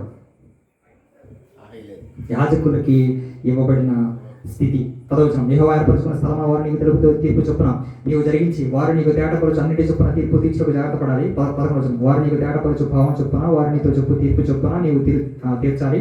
వారు నీకు తెలుపు మాట నుండి కుడికి కానీ ఎడమ కానీ నీవు తిరగకూడదు. మరియు ఎవడైనా మూర్ఖించి అక్కడ నీ దేవుడైన యెహోవాకు పరిచర్య చేయుటకు నిలిచి యాజకుని మాటనే కానీ ఆ న్యాయాధిపతి మాటనే కానీ విననొల్లని ఎడల వాడు ఏమైపోవాలి? చావాలి. అట్లు చెడుతనం ఇశ్రాయేలు నుంచి పరిహరించాలి. అప్పుడు జనులు నేను భయపడి మూర్ఖవర్తను విడిచిపెట్టరు. యాజకుడు చెప్పింది వినకపోతే చావేక. ఎన్ని వరాలండి, అమ్మో ఇవన్నీ చుట్టూ ఎంత బాగుండేది దేవుడు మాకు.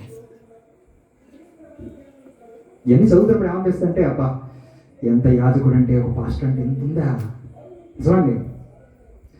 ఎవరు తేడా కూడా నీ నోరు పడిపోను కానీ అనగానే అన్ని నోరు పడిపోవాలి. ఎంత బాగుంటుందండి.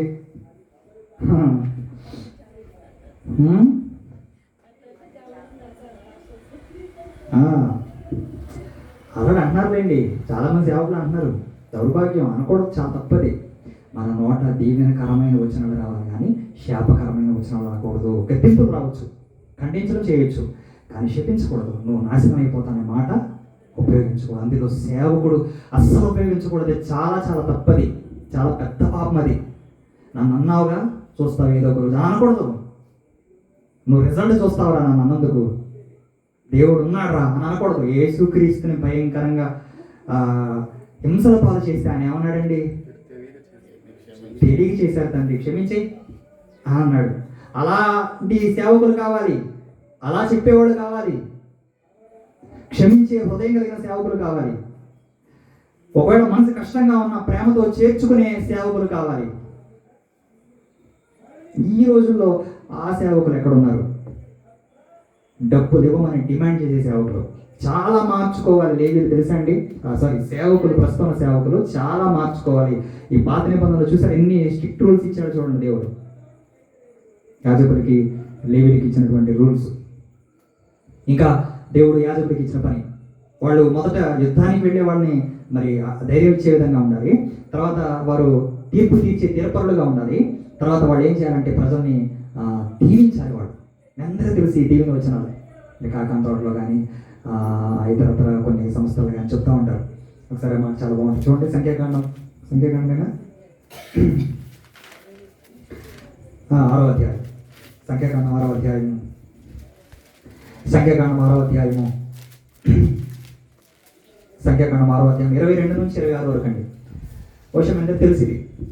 సంఖ్యాకాండం 6వ అధ్యాయము 22 నుంచి 26 వరకు ఉన్న వాక్య భాగాన్ని చూడండి. అక్కడ ఏమనుంది? యెహోవా మోషేకు సెలవిచ్చెను, నీవు అహరోనుతోను అతని కుమారులతోను ఇలాగనము ఎవరు అహరోన్ అంటే ఎవరు? అహరోన్ కుమారులు అంటే ఎవరు? ఎవరు వీళ్ళు? యాజకులు. ఓకేనా?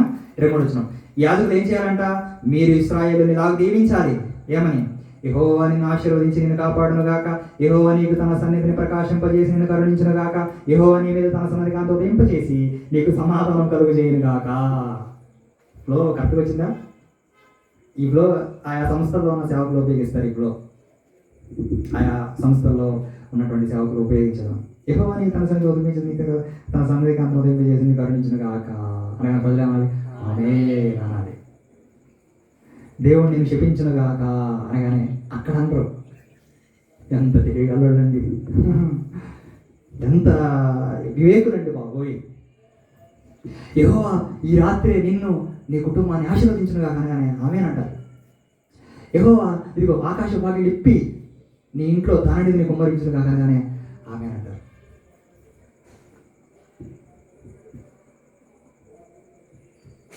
అట్లు వారు ఇశ్రాయేలుల మీద నా నామమును ఉచ్చరించడం వలన నేను వారిని ఆశీర్వదిస్తాను. యాజకులు ఉచ్చరిస్తే దేవుడు వారిని ఆశీర్వదిస్తాడు. ఇది ఎవరు అనాలి? యాజకులు అనాలి. హలో, యాజకులు అంటే ఎవరు? అహరోను వంశం వారు, అహరోను కుటుంబానికి చెందినవారు. అహరోను కుటుంబం ఏ వంశం నుంచి వచ్చింది? కహాతు వంశం నుంచి వచ్చింది. కహాతు ఎవరిలోంచి వచ్చాడు? లేవీల నుంచి వచ్చారు. ఇప్పుడున్న వాళ్ళు వీళ్ళు లేవీలా? ఇప్పుడున్న వాళ్ళు వీళ్ళు కహాతీలా? ఇప్పుడున్న వాళ్ళు అహరోను కుటుంబానికి చెందినవారా? వీళ్ళు యాజకులా? కాదు. వీళ్ళకున్న పనులు, వీళ్ళకున్న బాధ్యతలు ఏంటో మనం చూస్తున్నాం. మందిరంలోనే కాదు, మందిరం వెలుపల వీళ్ళకి ఇవ్వబడిన పనులు, మందిరం వెలుపట వీళ్ళకి ఇవ్వబడిన బాధ్యతలు మనం వెళ్ళి చూస్తున్నాం. ఒక దేహ శుద్ధి విషయంలో, ఇంటి శుద్ధి విషయంలో, తర్వాత సర్వ సమాజాన్ని శుద్ధి చేసే విషయంలో వీళ్ళు బాధ్యతలు తీసుకోవాలి. మేము సేవకులం, మేము యాజకులం, మేము మందిరంలోనే చేస్తాం పనులు, బరులు మాత్రం అర్పిస్తాం, ప్రార్థన మాత్రమే చేస్తాం, ధూపం మాత్రమే వేస్తాం అంటే కుదరదు. సర్వ సమాజాన్ని శుద్ధి చేసే పని, సమాజంలో ఉన్న చెడును, సమాజంలో చెత్తను నిర్మూలించే పనిని వీళ్ళు తీసుకోవాలి. ఎన్ని పనులు ఉన్నాయి చూడండి, ఎన్ని బాధ్యతలు ఉన్నాయి చూడండి. యుద్ధానికి వెళుతున్నారా? సిద్ధపరచాలి. ధైర్యం చెప్పి వాళ్ళ కోసం ప్రార్థన చేసి పంపించాలి. తర్వాత వాడిని ఆశీర్వదించాలి. ప్రజల్ని ఎన్ని పనులు ఉన్నాయి, ఎన్ని బాధ్యతలు ఉన్నాయి ఆలోచించండి. ఆ లేవ్యకాండం అంతా చదివితే మీకు అర్థమైపోతుంది. ఇంకా చాలా విషయాలు, బోలెడన్ని విషయాలు ఉన్నాయండి, బోలెడన్ని సందర్భాలు ఉన్నాయి, బోలెడన్ని సంఘటనలు ఉన్నాయి దేవుడు లేవీలకి, యాజకులకి ఇచ్చినటువంటి పనులు. ఓకే, ఇంతవరకు బాగానే ఉంది. ఇప్పుడు లేవీలందరూ యాజకులు కానప్పుడు, బాగానండి, లేవీలందరూ యాజకులు కానప్పుడు మరి లేవీల పనులు ఏంటి? చెప్పాను కదా, సహాయకులు. వాళ్ళెవరు? సహాయకులు. ఇప్పుడు దేవుడు ఇశ్రాయేలీలో ఉన్న మిగిలిన గోత్రాల వారికి ఇచ్చినట్టుగా లేవీలకి భూభాగం అనేది ఏమీ ఇవ్వలేదు. దేవుడు లేవీలకి భూభాగం అంటే ఏమీ ఇవ్వనని చెప్పేశాడు దేవుడు. రూబేనులకు ఇచ్చాడు. మరి తండ్రి శాపానికి గురైన షిమ్యోనులకు కూడా యోధా గోత్ర స్వాస్థ్యంలో కొంత ఇచ్చాడు. మిగిలిన వాళ్ళందరికీ ఇచ్చాడు. కానీ లేవీలకు మాత్రం భూభాగం అంటే ఏమి ఇవ్వాలి. ఎందుకు ఇవ్వలేదంటే సంఖ్యాకాండం, ఇదే సంఖ్యాకాండం 18వ అధ్యాయం చూడండి ఒకసారి. సంఖ్యాకాండం 18వ అధ్యాయము 20వ వచనం చూద్దాం. సంఖ్యాకాండం 18వ అధ్యాయం 20వ వచనం నుంచి, మరి యెహోవా అహరోనుతో ఇట్లా అన్నాడు, వారి దేశంలో నీకు స్వాస్థ్యము కలగదు అంటే ఆయన ఇచ్చే దేశంలో. తర్వాత వారి మధ్య నీకు పాలు ఉండదు. ఇశ్రాయేలుల మధ్య నీ పాలు, నీ స్వాస్థ్యము నేనే అన్నాడు. నేనే నీ స్వాస్థ్యమైన, నీ పాలైనా, నీ భాగమైన అది నేనే. మీరు నా స్వాస్థ్యం, మీరు నా ప్రజలు, మీరు నా భాగం, మీరు నా సొత్తు అని దేవుడు యాజకుడికి ఇచ్చినటువంటి మాటలు చూడండి ఎంత బాగున్నాయో. మీరు నా వాళ్ళు, లేవీలు నా వారై ఉంటారు అన్నాడు.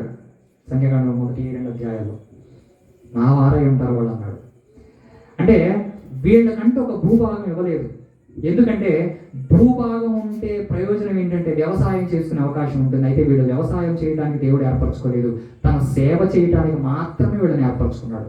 లేవీలు లేదా యాజకులు వీళ్ళందరూ దేవుని సేవలో మాత్రమే ఉండాలి, దేవుని పని మాత్రమే చేయాలి. ఓకేనా? వీడు వ్యవసాయం చేయకూడదు, ఇంకే పనులు చేయకూడదు, లోక సంబంధం ఏ పనులు పెట్టుకోకూడదు, పార్ట్ టైం జాబులు, ఫుల్ టైం జాబులు చేయకూడదు, గవర్నమెంట్ జాబులు, మరి ప్రైవేట్ జాబులు సంపాదించుకునే ఆలోచన చేయకూడదు. వీళ్ళు దేవుడు పని మాత్రమే చేయాలి. మరి దేవుని పని మాత్రమే చేస్తే మరి వాళ్ళకి నివాసాలు ఎక్కడ, మరి వాళ్ళకి పోషణ ఎట్లాగంటే దేవుడు వారికి నివాసాలు ఇచ్చాడు. ఎక్కడిచ్చాడు? కనాడ దేశంలోని, ఇశ్రాయేల్ దేశంలో దేవుడు వారికి కొన్ని పట్టణాలు ఇచ్చాడు అనమాట. ప్రతి గోత్రంలో నుంచి కొన్ని పట్టణాలు ఇచ్చాడు. మొత్తం మీద 48 పట్టణాలు ఇచ్చాడు దేవుడు. ఎవరికి? లేవీలకి ఇచ్చిన పట్టణాలు మొత్తం 48 పట్టణాలు ఇచ్చాడు. అందులో 6 ఆశ్రయపురాలు, ఆశ్రయ పట్టణాలు అని బైబిల్లో మనకు కనిపిస్తుంది. ఆశ్రయ పట్టణాలు లేదా ఆశ్రయపురాలు దేనికంటే, ఒకవేళ ఎవరన్నా అనుకోని రీతిలో తప్పు చేస్తే, అంటే హత్య చేయొచ్చు, లేకపోతే దొంగిలించవచ్చు, ఏదైనా సంథింగ్, ఏదైనా ప్రమాదవశాత్తు ఏదైనా జరిగితే తప్పించుకొని తన ప్రాణాన్ని తాను కాపాడుకోవటానికి మంచి చోటే ఆశ్రయ పట్టణం లేదా ఆశ్రయపురం. ఆ ఆశ్రయపురమే అది యేసుక్రీస్తు వారిని సూచిస్తుంది. పారిపోయి దాక్కుని ఒక గొప్ప స్థలం అది.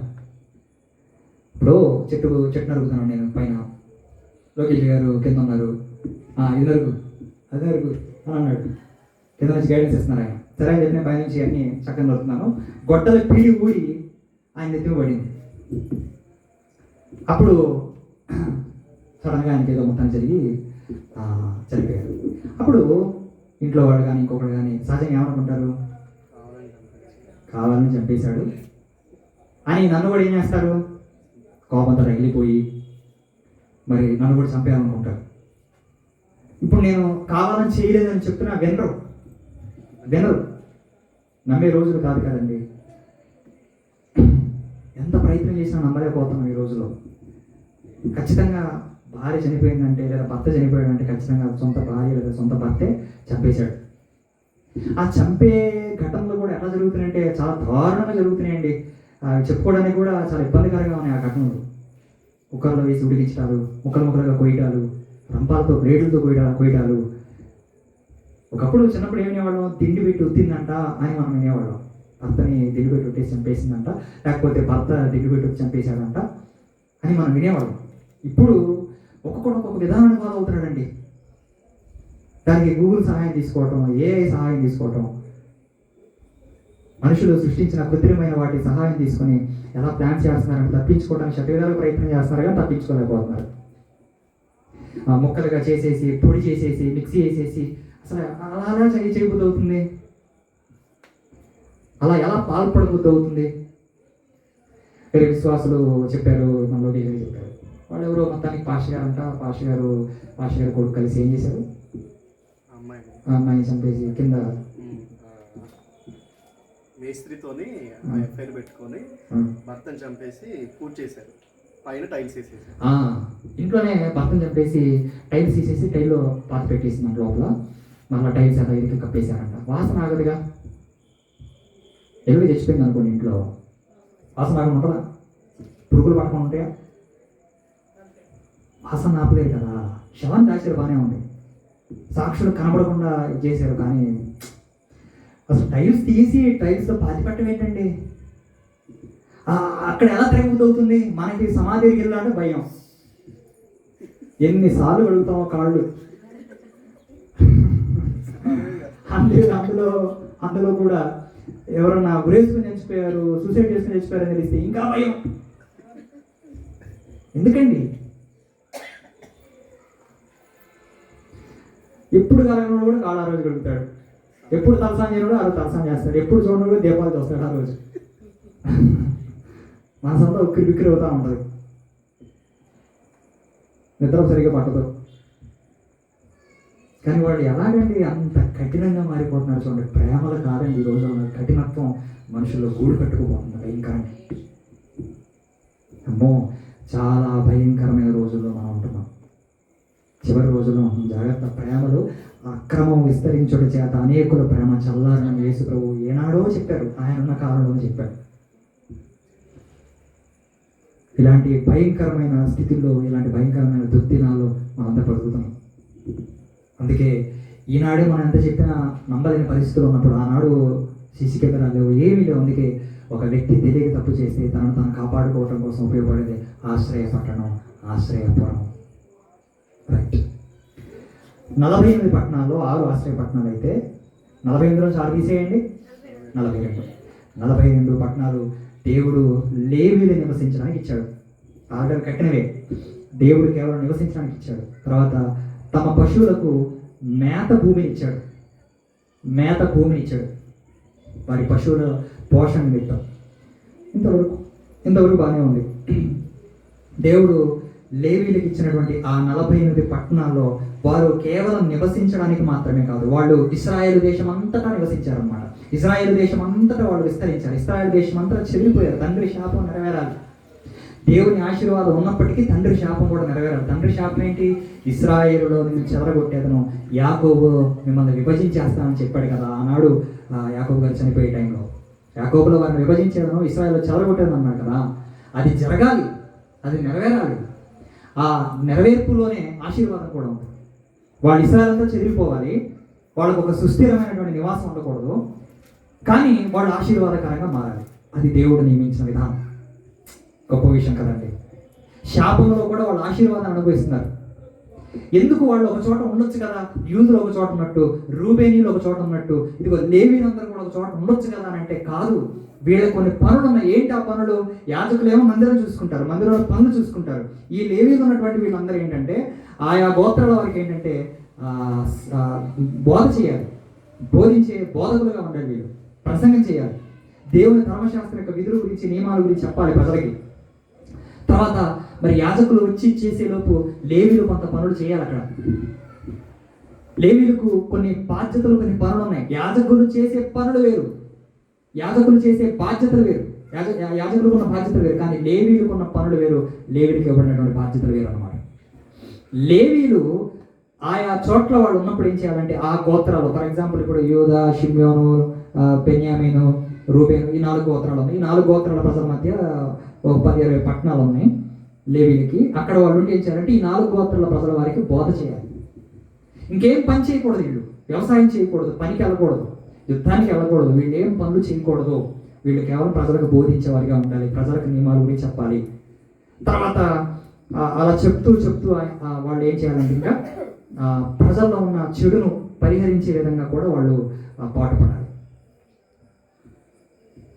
వాళ్ళ ఇళ్ళు మందిరాల్లా ఉంటాయి అన్నమాట. వాళ్ళ ఇల్లు ఎలా ఉండాలంటే మందిరాల్లా ఉండాలి, ట్రైనింగ్ సెంటర్స్లా ఉండాలి, టీచింగ్ సెంటర్స్లా ఉండాలి, శిక్షణ ఇచ్చే కేంద్రాలుగా, బోధించే కేంద్రాలుగా వాళ్ళ నివాసాలు ఉండాలి. లేవీలకు నివాసాలు. లేవీలు ఆయా చోట్ల ఉన్నప్పుడు వాళ్ళందరికీ బోధ చేయాలి, వాళ్ళందరినీ సరైన దారిలో నడిపించే ప్రయత్నం చేయాలి. పండుగలందరికీ సిద్ధపరచాలి. పండుగలు స్టార్ట్ అయిపోతున్నాయి పదండి అని వాళ్ళని సిద్ధపరచాలి. యాజకులు అక్కడ ఉంటారు. ఇక ఒకవేళ వాళ్ళు తీర్చలేని తీర్పులు, వాళ్ళ వల్ల కానీ ఏవైతే ఉన్నాయో అప్పుడు యాజకులు వస్తారు. దేవాలయం నుంచి వస్తారు యాజకులు వచ్చి ఇక వాళ్ళకి బోధిస్తారు, వాళ్ళకి కొన్ని విషయాలు వాళ్ళు చెప్తారు. ఇంకేమన్నా రోగాలు ఏమైనా ఉంటే వాటిని నిర్ధారించి, వాటిని పరీక్షించి, వాళ్ళని నిర్మూలించే ప్రయత్నం, అంటే వాళ్ళని పాళెంలో నుంచి వెళ్ళగొట్టే ప్రయత్నం వాళ్ళు చేస్తారనమాట. ఇప్పుడు ముఖ్యమంత్రి గారు వస్తున్నారనగానే ఆ ఏరియాలో ఉన్నటువంటి మంత్రులు కావచ్చు, ఆ ఏరియాలో ఉన్నటువంటి ఎమ్మెల్యేలు కానీ ఎలాగైతే స్పందించి తగిన ఏర్పాట్లు చేస్తారో అలానే ఇదిగో ప్రధాన యాజకులు లేదా యాజకులు దేవాలయం నుంచి వస్తున్నారు, అహరోను వంశీకులు వస్తున్నారు అన్నప్పుడు ఆ లేవీలందరూ, ఆ ప్రాంతంలో లేవీలందరూ అలర్ట్ అయిపోవాలన్నమాట. అర్థమవుతుంది కదా? లేవీలకు ఉన్నటువంటి పనులు, లేవీలకు ఉన్నటువంటి బాధ్యతలు. అలాగని బోధిస్తున్నాం కదా అని చెప్పి లేవీలు యాజకుని పని చేయకూడదు. ఏంటి యాజకుని పని? బలి అర్పించే పని, ఆ బాధ్యత లేవీలు తీసుకోకూడదు. అది ఓన్లీ అహరోను వంశీకులు మాత్రమే తీసుకోవాలి. మీకు అర్థమవుతుంది కదండి? అహరోను వంశానికి చెందిన వారు మాత్రమే తీసుకోవాలి. నేను బోధిస్తున్నాను కదా, ఏది ఇస్తే తప్పేంటి? నువ్వు తీయకూడదు, నువ్వు ఇవ్వకూడదు, నువ్వు చేయకూడదు. దేవుడు నీకు ఇవ్వాలి ఆ పని. నేను లేవీనే కదా, దేవుడు నన్ను కూడా ఏర్పరచుకున్నాడు కదా, నో, నువ్వు చేయకూడదు. నీకున్న పనులు కొన్ని ఉన్నాయి, అవి చేయి చాలు. దేవుడు క్రమం పెట్టాడు, ఒక సిస్టమ్ పెట్టాడు, అది ఫాలో అవ్వాలి. అందరూ ఆ సిస్టమ్కి ఒబే అవ్వాలి. ఆ సిస్టమ్కి అందరూ ఒబే అవుతూ, విధేయత చూపిస్తూ క్రమంలో కొనసాగాలన్నమాట. క్రమం కలిగిన దేవుడు ఆయన, డిసిప్లైన్ కలిగిన దేవుడు ఆయన. మనం కూడా డిసిప్లైన్గా ఉండాలి, క్రమశిక్షణలో ఉండాలి, ఒక క్రమాన్ని మనం ఫాలో అవ్వాలి, అంతే. ఇక్కడ ఏం లేదు. ఓకేనా? ఇంతవరకు బాగానే ఉంది. మరి వారు ఏ పని చేయకపోతే వారి పోషణ ఎలాగా? వారి పోషణ ఏంటి అని అంటే, దేవుడు ఇశ్రాయేలులందరికీ చెప్పాడంటే, మరి వాళ్ళు ఏం పని చేయకూడదు, వాళ్ళు నా పనే చేస్తారు కాబట్టి మీరు వారిని పోషించే బాధ్యత తీసుకోవాలి, మీరు వారిని పోషించాలి, వారి బాగోగులు చూసుకోవాల్సిన బాధ్యత మీదే. ఏం చెప్పాడంటే ఒక మంచి విధానం, ఒక మంచి విషయాన్ని దేవుడు ఇశ్రాయేలు నేర్పించాడండి. మీరు ఏం చేయాలంటే, మీరు సంపాదించిన దానిలో నుంచి కొంత, అనగా దశమ భాగాన్ని ఎవరికి ఇవ్వాలి? లేవీయులకు ఇవ్వండి. హలో, మళ్ళా వినండి బాగా. మీరు సంపాదించిన దాన్ని తీసుకెళ్ళి లేవీయులకు ఇవ్వండి, యాజకులకు కాదు, లేవీయులకు ఇవ్వండి. యాజకులందరూ లేవీయులకు అడుగు పెట్టుకోండి. మరలా చెప్తాను, మీరు సంపాదించిన దాన్ని లేవీలకు ఇవ్వండి. లేవీలు ఏం చేయాలంటే, లేవీలకు వచ్చిన దానిలో నుంచి యాజకులకి 10% ఇవ్వాలి. నాకు 10,000 జీతం అంటే నెలకి 1,000 రూపాయలు ఏం చేశానంటే లేవీడికి ఇచ్చాను. ఆ లేవీడికి ఎంత ఇచ్చాను? 1,000 రూపాయలు ఇచ్చాను. ఆ 1,000 రూపాయల్లో ఆ లేవీడు ఏం చేయాలంటే 100 రూపాయలు తీసుకెళ్ళాలంటే 10% తీసుకెళ్ళి యాజకుడికి ఇవ్వాలి. నేరుగా ప్రజలు యాజకుడికి ఇవ్వడానికి వీలేదు. కొన్ని మాత్రమే, బలులు మాత్రమే ఇవ్వాలి. 10కి సంబంధించిన వాటిలో కొన్ని మాత్రమే వాడు తీసుకొని వాడు తినొచ్చు యాజకులు. వాళ్ళ కొన్ని కానుకలు ఉన్నాయి, ఆ కానుకలు యాజకులు మాత్రమే తీసుకోవాలి ప్రజల దగ్గర నేరుగా. కానీ దశమ భాగాలు మాత్రం లేవీలకు ఇస్తే ఆ లేవీల నుంచి యాజకులకు ఇవ్వాలి. ఈ రోజు దశమ భాగాలు తీసుకున్న వాళ్ళందరూ లేవీలా? యాజకులా? అహరోను వంశానికి చెందినవారా? కారు. మీ దశమ భాగాలు మాకు ఇచ్చేసేయండి, మీ డబ్బులు మాకు ఇవ్వండి అని అంటున్నారే, పిక్కు తింటున్నారే. వీళ్ళు లేవి గోత్రానికి చెందిన వాళ్ళ, వీళ్ళు ఇశ్రాయేలీలా? దేవుడు చెప్పాడు వీళ్ళకి. ఇవన్నీ సేవకులు చెప్పాల్సిన విషయాలు. ఇవన్నీ చెప్తే సేవకులు బాధపడిపోతారండి. ఆయన దగ్గరికి వెళ్ళగానే ఆయనకి పెద్ద దెయ్యం పెట్టిందని అంటారు. సేవకులే అంటారు. ఆ దగ్గరికి వెళ్ళకండి, ఆయన మంచోడు కదా, పాస్టర్, దొంగ పాస్టర్, మంచి సేవకుడు కాదంటారు. వాస్తవం ఇది. వచ్చే వారం దశమ భాగం గురించిన పూర్తి వివరణ మీకు ఇచ్చే ప్రయత్నం చేస్తాను. అసలు దశమ భాగం అంటే ఏంటి? ఈరోజు మనం అనుకుంటున్న దశమ భాగమేనా? దశమ భాగం అంటే ఏంటి? అది ఎవరికి ఇవ్వాలి, ఎందుకు ఇవ్వాలి, దేనికి ఇవ్వాలి, దేవుడు వారికి ఎందుకు ఇచ్చాడు? ఆ దశమ భాగం వెనక ఉన్న వివరణ. ఈరోజు క్రైస్తవులు దశమ భాగం ఇవ్వాలి, ఇవ్వకూడదు. నువ్వు ఇవ్వాలి అంటే నువ్వు ఇశ్రాయేలుడు అయి ఉండాలి. ఒకటే పాయింట్ చెప్తున్నాను, మనం దశమ భాగం ఇవ్వాలంటే మనం ఇశ్రాయేలు అయి ఉండాలి. తీసుకోవాలంటే వాడు యాజకుడు లేదా లేవీయుడు అయి ఉండాలి. లేవీయుడు కానివాడు, యాజకుడు కానివాడు తీసుకోకూడదు. అది రైట్, అర్హత లేదు. అది దేవుడు అన్నాడు, వాడికి ఇచ్చాడు. నా సహోదరులు చూస్తే దయచేసి మీరు బాధపడకండి. I'm very sorry. మీరు బాధపడి నేను చేయగలిగిన ఏం లేదు. ఇది వాక్యం చెప్తుంది, గ్రంథం చెప్పిందని మనం ఫాలో అవ్వాలి, తప్పదు. ఎగిరిగంతేసే మాట ఇంకో సేవకులు చెప్తాను, నా తోటి సేవకులకి. మా ఆత్మీయులు చాలా మంది నా సేవకులు ఆయా సంస్థలు ఉన్నవాడు. ఎగిరిగంతేసే విషయం, దశమ భాగాలు మాత్రం దేవుడు ఏమని చెప్పలే. ఈ రోజుల్లో శ్రేష్టమైన భాగాలు ఏమన్నాడు, అది దశమ భాగానికి మించిన భాగం, అది ఇవ్వాలి. సో ఇవన్నీ విషయాలు అవకాశం ఉంటే వచ్చేవారు మాట్లాడదాం. దశమ భాగం గురించి పూర్తి ఇవ్వడం మీకు అర్థమైంది కదా. లేవీయుల యొక్క పనులు, యాజకుల యొక్క బాధ్యతలు ఏంటో మనం చూసాం. మందిరంలో మాత్రమే కాదు, మందిరం వెలుపల వారికి ఇవ్వబడిన పనుల బాధ్యతలు చూసాం. యుద్ధానికి వెళ్తున్న వారిని సిద్ధపరచాలి, తర్వాత ప్రజలను ఆశీర్వదించాలి. ఎలా ఆశీర్వదించాలో కూడా దేవుడు వారికి అక్కడ క్లారిటీ ఇచ్చాడు 3 విధాలుగా. తర్వాత మరి తీర్పులు తీర్చేవారిగా, తీర్పరులుగా ఉండాలి. లేవీయులందరూ విస్తరించారు. లేవీయులకు ఇవ్వబడిన పట్టణాలు ఎన్ని? 48 పట్టణాలు. ఆ 48లో 6 ఆశ్రయ పట్టణాలు. అవి నివసించడానికి కాదు, అవి ప్రమాదవశాత్తు జరిగినటువంటి సంఘటనలు ఏవైతే ఉన్నాయో వాటి విషయమై తప్పించుకోవడానికి ఒక సురక్షితమైన స్థానాలు ఏర్పరిచినటువంటి అవే ఆశ్రయ పట్టణాలు, ఆశ్రయపురాలు అంటారు. అవి ఎన్ని? 6. ఇంకా 42 ఉన్నాయి. 42 పట్టణాల వాళ్ళు, పల్లెల్లో, పురాల్లో వాళ్ళు నివసించాలి లేవీయులు. అయితే నివసించిన వాళ్ళు ఏ పనులు చేయకూడదు, వాళ్ళు అక్కడ ఉన్న ప్రజలకు బోధించాలి, అక్కడ ఉన్న వారికి బోధించేవారిగా ఉండాలి, ప్రజలను చైతన్యపరిచేవారిగా ఉండాలి, ప్రజలను సిద్ధపరిచేవారుగా ఉండాలి. ఇవి దేవుడు వారికి ఇచ్చిన పనులు. అలాగనే యాజక బాధ్యతలు మాత్రం వాళ్ళు తీసుకోకూడదు. యాజకుల బాధ్యతలు ఏంటి? ధూపం వేయటం, బరులు అర్పించడం, మందిరంలో పనులు చేయటం. అది వాళ్ళ పని, అది ఎవరు చేయకూడదు, అది వాళ్ళే తీసుకోవాలి. సో ఇంత వ్యత్యాసం ఉంది, ఇంత డిఫరెన్స్ ఉంది. ఇదంతా మనం తెలుసుకోవాలి. ఈ రోజు నేను దశమ భాగం తీసుకోవడం మొదలుపెట్టి 1,10,000 వస్తాయండి. నిజం చెప్తున్నా, 1,10,000 వస్తాయి. అలాగే లెక్కలు వేసుకున్నాను నేను, అసలు ఎంత ఇస్తారు. ఎందుకంటే పరిచయం ఉన్న వాళ్ళు చిన్న వాళ్ళు కాదు, ఆయా ప్రదేశంలో, ఆయా ప్రాంతాల్లో ఉన్న దేవుని బిడ్డలు. మీరు మాకు ఇవ్వద్దు, మీరు కావాలంటే ఏదైనా పరిచయకి ఏమైనా ఇస్తే వస్తువుల రూపంలో ఇవ్వండి అని అంటారు. వాళ్ళు ఏంటంటే ఇస్తే దశమ భాగం ఇస్తాం, లేదంటే ఏమంటారు. అవ్వలేదు, పోవలేదు. ఇక్కడ తీసుకున్నావా కాంప్రమైజ్ అయిపోయాయంటే మనం లేవీలం కాదు, యాజకులం కాదు. వాళ్ళు తీసి వాళ్ళు ఇవ్వడానికి వాళ్ళు ఇశ్రాయేలు కాదు. పోనీ ఏదైనా కానుక రూపంలో పంపించాడంటే అట్లా కూడా చేయలేదు. ఏం చేయాలి చెప్పండి? చిన్న చిన్న వారికి మనం అవకాశాలు ఇవ్వాలండి, పెద్ద పెద్ద వాళ్ళకి కాదు. మనం ఫస్ట్ ఆఫ్ ఆల్ దేవునికి ఇస్తున్నాం, ఆ మైండ్లో ఉండాలి. వాళ్ళు చిన్నవాళ్ళ పెద్దవాళ్ళ పక్కన పెట్టి, వాళ్ళ మంచి వాళ్ళు చెడ్డవాళ్ళు పక్కన పెట్టి, వాళ్ళ నిజమైన బోధకులు అబద్ధ బోధకులు పక్కన పెట్టి, ఫస్ట్ ఆఫ్ ఆల్ మనం దేవునికి ఇస్తున్నాం. ఆ ఇంటెన్షన్తో ఉండాలి. నేను దేవునికి ఇస్తున్నాను, దేవుని సేవకి ఇస్తున్నాను, దేవుని పరిచయకి ఇస్తున్నాను. వాళ్ళు ఎలా వాడుకుంటారో అది సెకండ్. ఖచ్చితంగా దేవుని కొరకు, దేవుని బట్టి మీరు ఇచ్చింది ఎక్కడికి పోదు, ఆయన బట్టి చేసింది ఎక్కడికి పోదు, ఖచ్చితంగా ప్రతిఫలం ఉంటుంది. అయితే ఇచ్చేటప్పుడు మరి ఎవరికి నిజమైన సహాయం లేదా ఎవరికి ఇవ్వాలో వాళ్ళని మనం ఐడెంటిఫై చేసి ఇస్తే ఖచ్చితంగా దేవుడు మనం ఆశీర్వదిస్తాడు. మా తోటి సేవకులు చాలామంది బెదరని సేవకులకి మా వంతు మేము సహకరిస్తామండి. ఎందుకంటే సేవలో మేము ఎదుర్కొంటున్న సవాళ్ళు మేము చూస్తున్నాం. వాళ్ళ ఫ్యామిలీస్ ఉన్నాయి, మాకంటే ఫ్యామిలీస్ ఇబ్బంది లేదు. ఫ్యామిలీస్ ఉన్నాయి, వాళ్ళకి కుటుంబాలు, పిల్లలు ఉంటారు. నిజంగా వాళ్ళకి ఎంతో కొంత 1000 రూపాయలు, ఒక 500 మరి బియ్యం కట్టు, సరుకులు, అట్లా ఏదో ఒక రూపంలో మేము సహాయం చేస్తూ ఉంటాం అన్నమాట. వాళ్ళు మా కోసం ప్రార్థన చేస్తారు. ఆ ప్రార్థనలే మాకు ఒక రక్షణ కవచంలా ఉన్నాయి.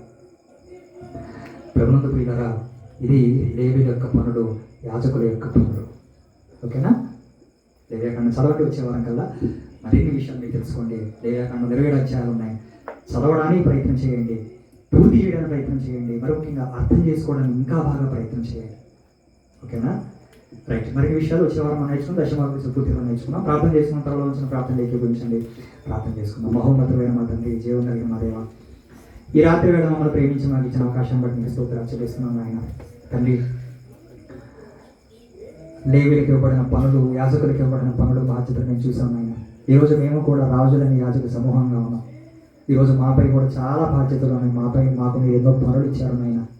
ఆ పనులను మేము సక్రమంగా నెరవేరుస్తున్నాము లేదో, ఆ బాధ్యతను మా జీవితాలు మేము జరిగిస్తున్నాం లేదో మమ్మల్ని పరీక్షించుకుని ఆయన మిమ్మల్ని ప్రార్థించడానికి తగిన విధంగా సిద్ధపడడానికి మాకు సహాయం చేయండి.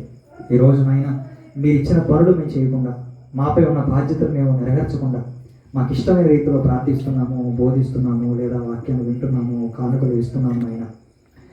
మీకు ఇష్టమైన రీతిలో, మీకు అనుకూలమైన రీతిలో మేము బోధ చేయడానికి, మీకు అనుకూలమైన రీతిలో మేము జీవించడం మాకు సహాయం చేయండి. మీకు వ్యతిరేకంగా మేము చేసిన ప్రతి దోషాన్ని, పాపాన్ని మీ సన్నిధిలో ఒప్పుకుంటూ దయచేసి మమ్మల్ని క్షమించమని హృదయపూర్వకంగా ప్రార్థిస్తూ మాకు తెలియచేయమని బిడ్డలను మమ్మల్ని అందరం కూడా సర్వశక్తి ప్రార్థిస్తూ ప్రార్థించాలి. ఏదో కార్యక్రమం అంతట్లో కూడా తోడుగా ఉండి సహాయం చేయమని వేడుకుంటూ ఈ చిన్నవాడి పాదాల చెంత వెళ్తూ క్రీస్తునామని ప్రార్థన వేడుకుంటున్నాం తండ్రి. ఆమేన్, ఆమేన్, ఆమేన్.